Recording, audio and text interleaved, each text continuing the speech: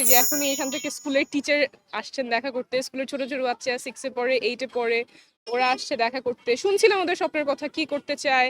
একজন বললো ইঞ্জিনিয়ারিং পড়বে পলিটেকনিকে, তখন বললাম কেন, বুয়েট তো আছে বাংলাদেশের সেরা বিশ্ববিদ্যালয়। তো এইভাবে কথা হচ্ছে, আনাচে কানাচে আমরা সবার সাথে কথা বলছি, মানুষ এগিয়ে আসছে, কথা শুনছে। চাওয়াগুলো খুব কঠিন কোনো চাওয়া না।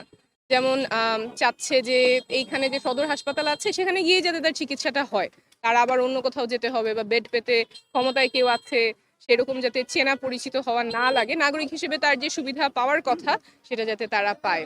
শিক্ষার ক্ষেত্রেও একই, এখানে রংপুরের স্কুলে সে যে শিক্ষা পাবে আর ঢাকার সরকারি স্কুলে যে শিক্ষা পাবে, দুইটার মান যাতে একই হয়, বৈষম্য যাতে না থাকে, এই কথাগুলি আমরা শুনছি।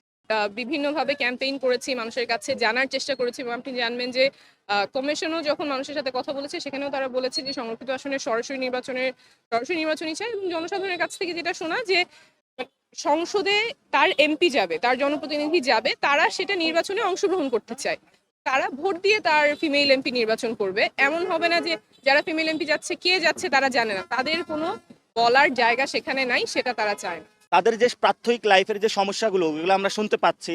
আমরা আমাদের যে ইশতেহার রয়েছে, আমাদের যে ঘোষণাপত্র রয়েছে, সেগুলোতে আমরা অক্ষরে অক্ষরে লিখিত রাখবো। বাংলাদেশের যে সকল সমস্যা রয়েছে দেশ পুনর্গঠনে, সেগুলোও যেমন লিখিত থাকবে, রক্তের প্রতিটি অক্ষরে লেখা থাকবে এই ঘোষণাপত্রে। ইনশাল্লাহ এনসিপি বাংলাদেশ পুনর্গঠনের সংসদীয় আসনে যে রাজনীতি শুরু করেছে, ইনশাল্লাহ আমরা 300 আসনে প্রার্থী দিব।